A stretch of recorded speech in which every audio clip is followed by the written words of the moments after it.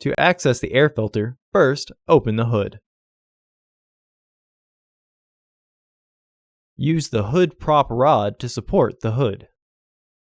The air filter is located here. Disengage the fasteners. Lift the housing and free the tabs from their catch. Remove the old filter from the housing. Insert your new filter into the housing. Reinstall the housing by sliding the securing tabs in. Re-engage the fasteners. Remove the hood prop rod and close the hood. Order your parts today at filterheads.com. Also, please like our video and subscribe to our channel so you won't miss any new content.